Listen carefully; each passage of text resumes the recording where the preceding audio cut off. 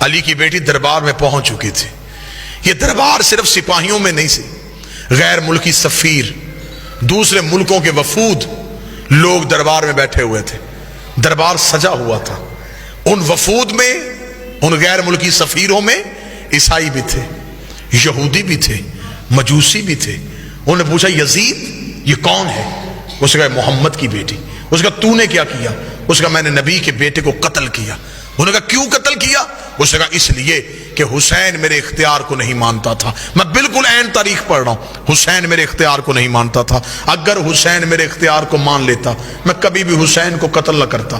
حسین نے میرا اختیار نہیں مانا، اسے چاہیے تھا وہ میری بیعت کر لیتا. اس نے اختیار کو نہیں مانا، میں نے قتل کروا دیا. علی کی بیٹی کی کان میں یہ آواز آئی. بی بی 2 قدم آگے بڑھی، آگے بڑھ گئی. یزید تو کہتا ہے ہم نے تیرے اختیار کو نہیں مانا، تیرے دربار میں روشن دانوں سے ہوا کا شور آ رہا ہے، میں تجھ سے بات کرنا چاہتی ہوں، تھوڑی دیر کے لیے ہوا روک.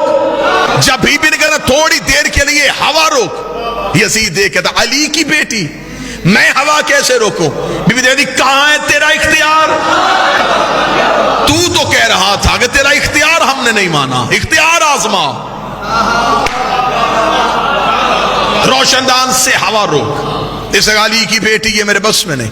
بی بی نے کہا تیرے دربار میں سپاہی گھوڑوں پہ بیٹھے، گھوڑے سم اٹھا کے زمین پہ مار رہے ہیں، سموں کا شور آ رہا ہے، تھوڑی دیر کے لیے سم روک.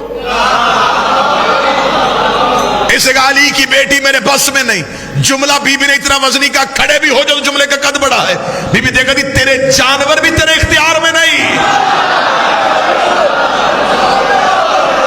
تو انسانوں پہ اختیار کی بات کر رہا ہے، تیرے تو گھوڑے تیرے اختیار میں نہیں.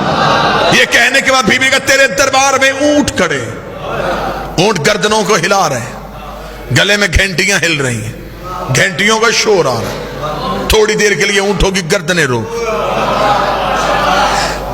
اب غیر ملکی سفیر سن رہے تھے، پورا دربار سن رہا تھا، اور اکیلی علی کی بیٹی بول رہی تھی.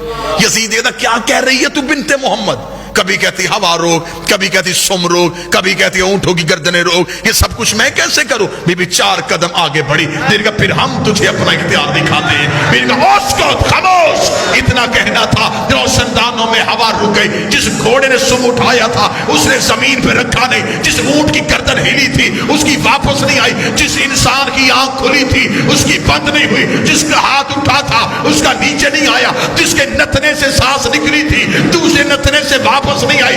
انسانوں کے دلوں کی دھڑکنیں ان کے کانوں میں سنائی دینی شروع ہوئی. جب پورا دربار پتھر کا ہو گیا، علی کی بیٹی چلتی ہوئی یزید کے تخت کے سامنے آئی. بی بی نے ہاتھ کا اشارہ کیا، یزید کی ناپاک روح اس کے بدن میں واپس آئی.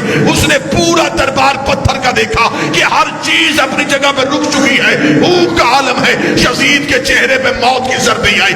اس نے تخت پہ بیٹھ کر علی کی بیٹی مجھے معاف کر دے، علی کی بیٹی مجھے موت نہ دینا، علی کی بیٹی مجھے معاف کر دے. بی بی 2 قدم آگے بڑھی. بی بی نے کہا اب بتا کہتی تو ہے یا